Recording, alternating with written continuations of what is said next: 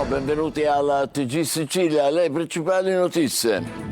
Precipita da un'altezza di 4 metri, morto un operaio in un cantiere tra Scordia e Militello, nella sola provincia di Catania. Dall'inizio dell'anno sono 14 gli incidenti mortali sul lavoro.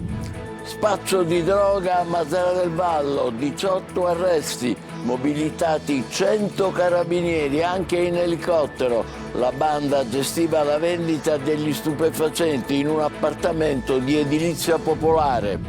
A Mazara, come a Palermo, dove domenica è stato ucciso Paolo Taormina, è il crack, la droga che dilaga anche tra le baby gang della Movida, che si compra con pochi euro e crea nuovi boss armati, giovanissimi, pronti a uccidere per sgarri e guadagni facili.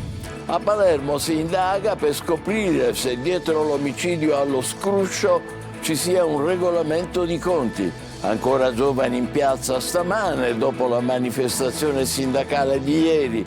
C'è una parte, la più popolosa dello Zen, fatta di gente per bene che lavora e che vuole scrollarsi di dosso lo stereotipo di quartiere malfamato.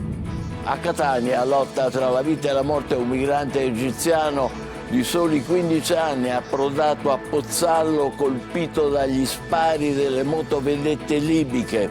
Altri 2 i feriti tra i 140 rifugiati sbarcati nelle ultime ore nel porto del Ragusano. I centri storici di Catania e Palermo sempre più dormitori per turisti. Chi affitta lo fa per periodi brevi. Sul mercato solo B&B e alloggi vacanze. Le famiglie hanno difficoltà a trovare una casa in affitto. La denuncia della CGIL. Catania, genitori esasperati all'istituto Pestalozzi. Nel plesso della Materna avvistati topi, ma la scuola resta aperta per le esigenze delle mamme lavoratrici. Calcio è la settimana del big match Catania-Salernitana, ma la dirigenza rossazzurra gioca anche la partita per Torre del Grifo. Giovedì si apre l'asta per il centro sportivo.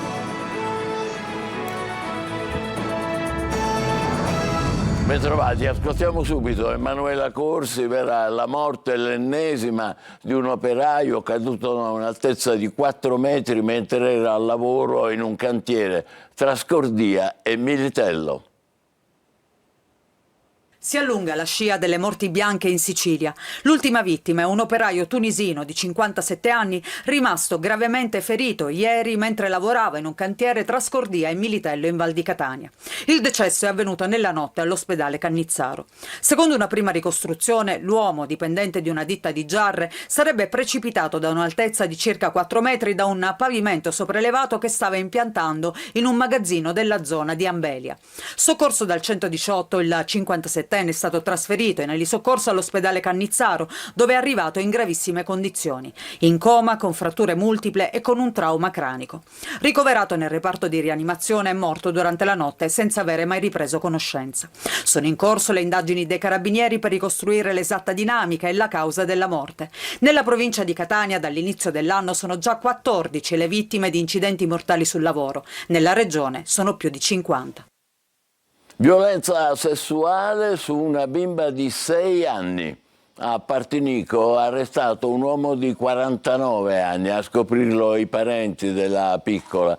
Gli investigatori hanno raccolto le loro testimonianze e le prove che hanno portato al fermo dell'indagato.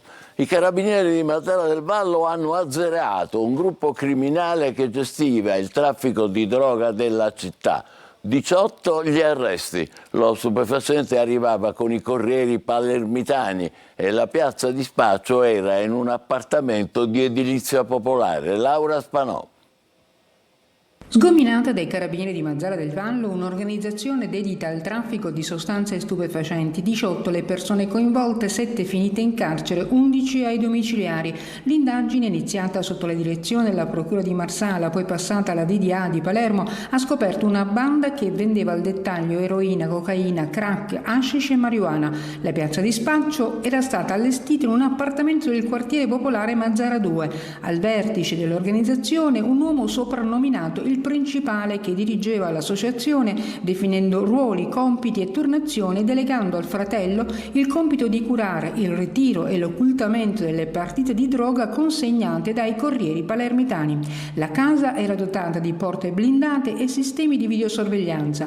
Nel corso delle indagini sono stati sequestrati quasi 150.000 euro in contanti, mezzo chilo di eroina, oltre 2 kg di cocaina e altrettanti di hashish, 2 appartamenti di edilizia popolare in cui veniva organizzato il traffico di droga. Numerose le perquisizioni effettuate a carico degli indagati. Droga e armi alla base degli episodi di violenza che si moltiplicano in tutta la Sicilia, da Mazara a Palermo. Una dose di crack costa pochi euro e le pistole si trovano facilmente. Luca Ciliberti.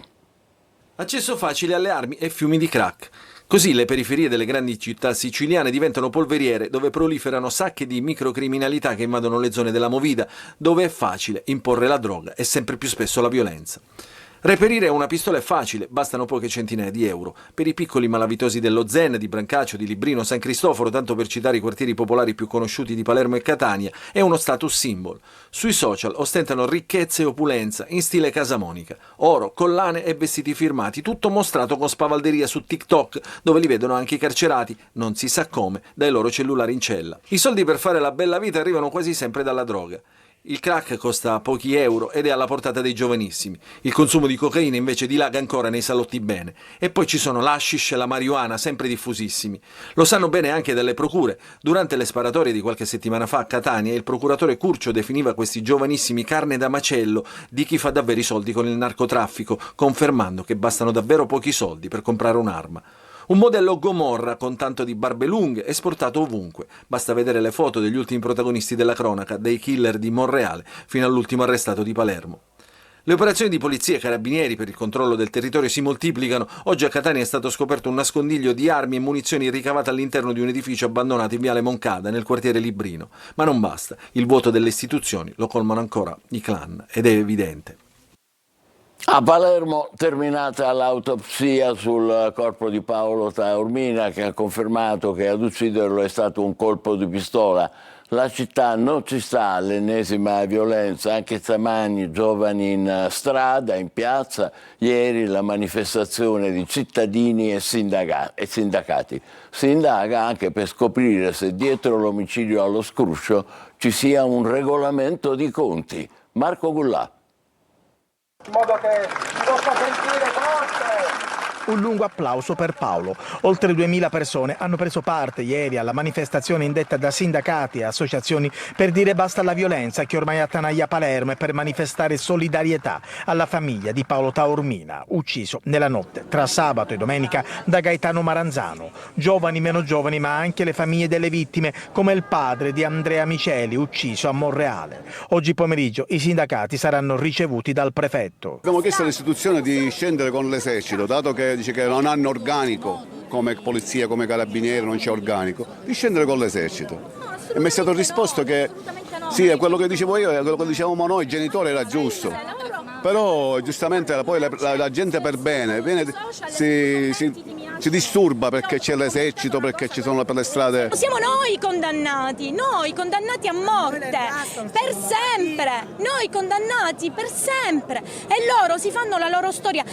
L'assassino di mio figlio è stato condannato, gli hanno dato quasi 24 anni, ma io sono sicura che lui non se li fa questi 24 anni. Lui tutti non li fa. Intanto è terminata l'autopsia sul corpo di Paolo Taormina. Ieri sera sul cadavere è stata eseguita una TAC che ha confermato la presenza di un proiettile nel cranio del ragazzo.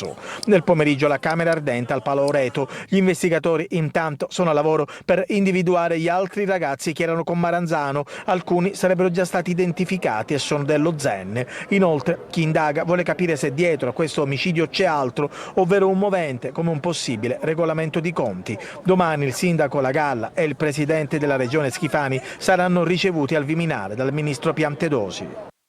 Una parte dello Zen di Palermo, una parte molto folta, che vuole scrollarsi di dosso lo stereotipo di quartiere malfamato. Tra noi, dicono, soprattutto persone per bene. È la testimonianza raccolta da Desiree Ferlito. Ma come si può pensare che oltre 20.000 persone siano tutte delinquenti, tutti spacciatori, tutte con le pistole nella cintura? Lo Zen maltrattato, deluso, ferito, descritto come un quartiere malfamato, dove il degrado, la delinquenza e la mafia hanno ormai preso il sopravvento. Ma c'è una parte dello Zen, anzi la fetta più grande dello Zen, fatta di gente per bene, che lavora, che ama questo quartiere e che non ci sta. Si può urlare sulla scorta della rabbia, ma non si può razionalizzare e credere che quello veramente sia un quartiere fatto soltanto di delinquenti. Lo Zen ha provato a rinascere, a raccontarcelo è Fabrizio Arena dell'associazione Zen Insieme. Per tanti anni lo Zen ha provato a scrollarsi di dosso uno stereotipo, diventando anche luogo di cultura. Ha provato a reintegrarsi, ma senza risultati. La città di Palermo è sempre stata restia. Bisognava investire sullo Zen dalle istituzioni, mai nulla. Un quartiere senza spazi aggregativi, se non quelli delle associazioni, che ha dovuto lottare per avere degli spazi sportivi che poi non sono stati manutenuti da chi avrebbe dovuto. Cioè lo Zen è un posto in cui quelli che altrove sarebbero dei comuni diritti diventano dei lussi. E poi la piaga dell'emergenza abitativa allo Zen, mai nessuna risposta. Il primo intervento che bisognerebbe fare è quello di creare delle sanatorie, assegnare le case, spostare tutto questo nel discorso della legalità, nel campo della legalità. Intanto a Palermo 200 giovani protestano dopo l'uccisione di Paolo Taormina, chiedono una città più sicura, mentre lo Zen continua ad affondare. Questo è lo Zen, è un posto fatto di brave persone che in questo momento sono stremate, stanche, demotivate, si sentono abbandonate, hanno paura perché comunque questa condizione spaventa loro per primi, sono mortificati e che cosa ne ricavano dal resto della città? Fango. Voltiamo pagina. Canicatini Bagni nel Siracusano è sotto shock per il tentato femminicidio di ieri pomeriggio. La giovane donna ferita a coltellate dall'ex compagno è in prognosi riservata. Meno di un mese fa aveva denunciato l'uomo, ma non era arrivato nessun provvedimento. Francesco Aloi. La giovane donna, ferita con 20 coltellate dall'ex compagno, è in gravi condizioni all'Umberto I di Siracusa. Nemmeno la denuncia di poco tempo fa è riuscita a frenare la furia dell'uomo. Per lui, infatti, non sarebbe arrivato nessun provvedimento. Non dobbiamo far passare questo messaggio e dire che le donne sono lasciate da sole, assolutamente no. A sventare l'irreparabile è stata questa ragazza, insieme alla sorella ed al fratello, tutti minorenni. Qui Paolo Passarello, 34 anni, ha tentato di uccidere la sua ex compagna. L'ha aspettata fuori dal lavoro per poi colpirla. Sapevo nemmeno io come mi stavo tenendo forze, chiamai subito mio fratello e gli dissi che comunque c'era questo qua che la stava pugnalando. E allora mio fratello prese un martello e lo lanciò. E allora lui dallo spavento se n'è scappato. Il silenzio di un lunedì pomeriggio, spezzato dalle urla che hanno sentito tutti. Mio figlio ha lanciato un martello nel vetro della macchina per farlo scappare, è riuscito facendolo scappare a salvarla, perché le sue intenzioni erano chiare di farla fuori, questa povera ragazza. Quindi lui si è spaventato, gli è sembrato, penso, un colpo di pistola, non lo so. La corsa dell'uomo è finita all'ospedale di Avola, dove era andato per farsi medicare alcune ferite alla mano. Il coltello, dalla lama lunga e affilata, lo aveva lanciato nelle campagne limitrofe, ma i carabinieri lo hanno subito trovato. Ora l'uomo è in carcere, a Cavadonna. Tra i 140 migranti approdati nelle ultime ore a Pozzallo, porto del Ragusano, anche 3 feriti gravi raggiunti dagli spari delle motovedette libiche e un 15enne egiziano è stato trasportato in elisoccorso al Canizzaro di Catania e ora lotta tra la vita e la morte. Veronica Barbarino. Ancora uno sbarco drammatico a Pozzallo. Ieri, a 40 miglia dalle coste siciliane, la Guardia Costiera ha intercettato un peschereccio proveniente dalla Libia. A bordo 140 persone stremate dal viaggio e tra loro 3 feriti. Il caso più disperato è quello di un ragazzo egiziano di appena 15 anni. Ha un'emorragia cerebrale, la teca cranica distrutta, frammenti ossei nella testa. È arrivato in elisoccorso al Canizzaro di Catania, dove ora lotta tra la vita e la morte. Un altro giovane, probabilmente colpito dall'esplosione di un razzo di segnalazione, ha il volto devastato, mandibola e mascella distrutte, ma è ancora cosciente. Il terzo è ferito da un colpo di arma da fuoco alla coscia, è il meno grave ed è ricoverato all'ospedale di Ragusa. Molti dei migranti mostrano invece segni di bruciature e percosse, tracce di un inferno vissuto prima ancora di affrontare il mare.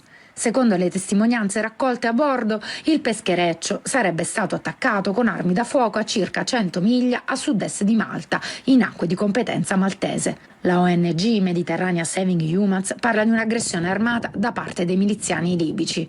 Sono in corso accertamenti sulla dinamica della traversata e su quanto realmente sia accaduto.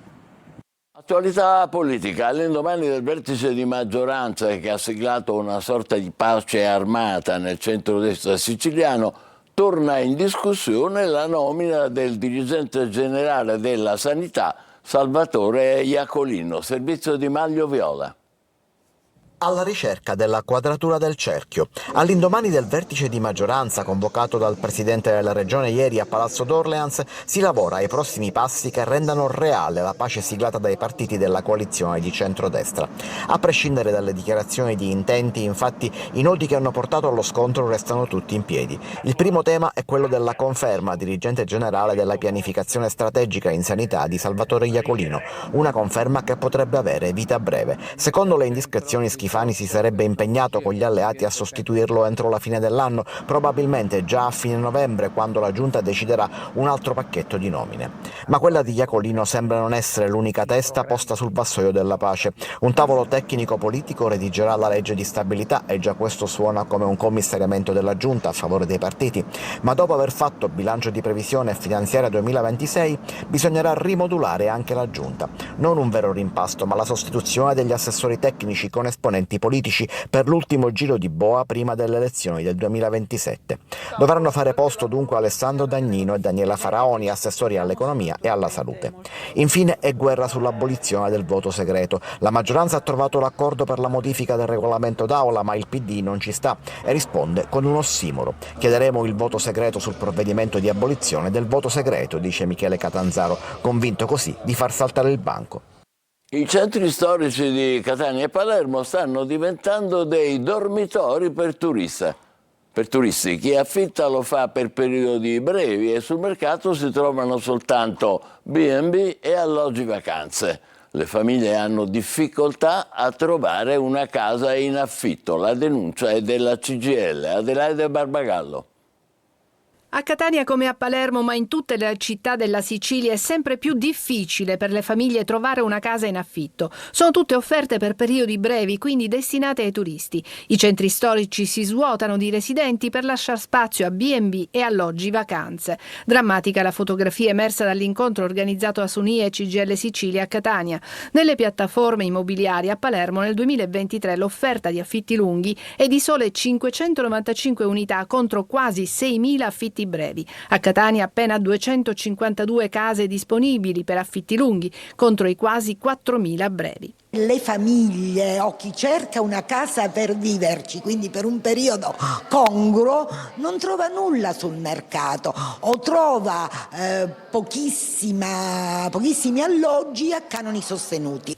Aumentano i prezzi e pure gli sfratti. La Sicilia ha un punto di non ritorno. Per la CGIL occorre subito una legge regionale che faccia ordine e dei fondi per aiutare le famiglie. Penso alle tante famiglie con tanti minori, a situazioni in cui ci sono anziani, dove perdere la casa è una delle, credo, tragedie più grandi che una persona nella sua vita possa vivere. La situazione, dice la CGIL, rischia di cambiare definitivamente il volto delle città con un turismo che a lungo non sarà più sostenibile.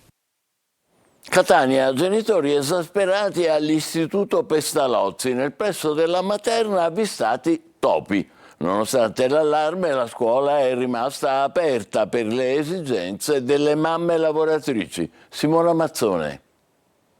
Non è la prima volta che all'Istituto Comprensivo Pestalozzi, in questo plesso della Materna, vengono avvistati topi. Siamo al villaggio Sant'Agata, quartiere periferico di Catania. Genitori esasperati hanno contattato la nostra redazione per segnalare non solo la presenza di ratti, ma soprattutto che il plesso rimane aperto per i piccoli alunni. Questi i messaggi inviati dalle maestre alle mamme. Il plesso rimane aperto perché molte mamme che lavorano hanno l'esigenza di avere i bambini a scuola. È compatibile un plesso dove è stato avvistato un topo che resta aperto e la presenza di bambini molto piccoli? Allora, è compatibile col fatto che il comune è già intervenuto, stiamo seguendo l'iter normale, quindi c'è stato il sopralluogo, hanno messo delle trappole. Già 2 anni fa si era verificato un episodio simile. La scuola non è rimasta inerte e ha contattato il comune che ha installato trappole in sicurezza all'interno e all'esterno. La presenza di topi qui è dovuta dall'inciviltà di chi, transitando a velocità, getta sacchi dell'immondizia a ridosso della scuola e spesso anche dentro al cortile, nonostante le telecamere installate in zona. Questo è un problema reale, ma la scuola è qui e sono loro che devono smettere di mettere la spazzatura accanto alla scuola. Quindi forse dovremmo trovare un modo per far capire che dentro ci sono dei bimbetti. La dirigenza della scuola fa sapere che se nelle prossime ore l'allarme non rientra, i bimbi verranno trasferiti in altri plessi, mentre l'assessore comunale alla pubblica istruzione Guzzardi spiega che per protocollo, dopo l'installazione delle trappole avvenuta lunedì, occorre attendere circa 3 giorni per intervenire nuovamente. Palermo, illustrato nella sala Mattarella del Palazzo dei Normanni il percorso terapeutico assistenziale per assistere le donne affette da endometriosi, patologia cronica e altamente invalidante. Marco Gullà. Sempre più donne sono affette da endometriosi, una malattia comune che influisce anche sulla fertilità. Questa mattina a Palazzo dei Normanni, a Palermo, è stato presentato un percorso diagnostico terapeutico assistenziale per garantire un approccio uniforme, multidisciplinare e territoriale alla diagnosi, alla cura e all'assistenza. Un giorno importante per la sanità siciliana e per le donne affette da endometriosi, perché oggi presentiamo il percorso diagnostico terapeutico assistenziale dedicato alla paziente che soffre di endometriosi. Da 60 a 80.000 donne in Sicilia soffrono di endometriosi, hanno dolore e infertilità. La gestione di questa malattia è ad alta complessità assistenziale, con ricadute cliniche e sociali importantissime. Questo evento oggi è un evento importantissimo, direi storico, perché con questa presentazione del PDTA regionale dell'endometriosi è un grande progetto della sanità pubblica siciliana, ma è un grande progetto per la salute delle donne, perché la ricaduta che avrà, cioè nel senso di poter finalmente ridurre al minimo quel ritardo diagnostico dell'endometriosi, che come sapete è una malattia cronica infiammatoria. Curare l'endometriosi non è soltanto una questione sanitaria, ma un dovere sociale. Io sono felice perché da primo firmatario di questa legge vedo adesso realizzata la legge attraverso anche il PDTA, che in pratica rappresenta il modello organizzativo che il sistema sanitario offrirà a tutte le donne per poter affrontare la malattia, poterla combattere e poterla vincere. Adesso pausa, tra poco il calcio, il Catania pensa alla sfida di domenica con la capolista salernitana e intanto si prepara per l'asta di Torre del Grifo. State con noi, vi aspetto.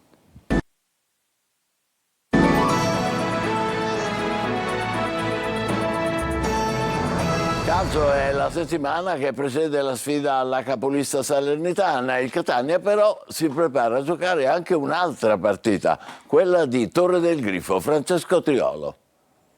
È una di quelle settimane da circoletto rosso per il Catania, una di quelle che nell'arco della stagione può incidere in positivo o negativo. Dal campo all'extracampo. Giovedì si aprirà l'asta competitiva per Torre del Grifo e la società rossazzurra ha già presentato un'offerta da 4 milioni di euro, ma dovrà attendere la mattinata del 23 ottobre per verificare la presenza di altri offerenti ed eventualmente effettuare la proposta al rialzo. Rilanci che dovranno essere da 250.000 euro. Dal 24 al 30 ottobre un soggetto terzo che non abbia partecipato a questa fase può presentare un'offerta in aumento del 10% rispetto al prezzo stabilito dal 16 al 23 ottobre. Domenica poi è il giorno della sfida alla capolista salernitana ed i rossazzurri hanno l'occasione per accorciare sensibilmente sul primo posto in classifica un'attesa che si registra da giorni in città, tanto che la curva nord è sostanzialmente già esaurita. Sul fronte squadra filtra cauto ottimismo circa le condizioni di Emanuele Ciccerelli, uscito dal campo sabato al 33esimo per un problema fisico. Da verificare anche le condizioni di Forte, quanti minuti avrà nelle gambe Caturano. Qualche novità potrebbe esserci sulla tre quarti con Toscano, che però ha tutta la settimana per verificare le condizioni dei singoli e studiare le soluzioni adatte in vista del match contro la Salernitana di Peppe Raffaele. Fermiamo qui, l'appuntamento è per le 20, grazie e buon pomeriggio.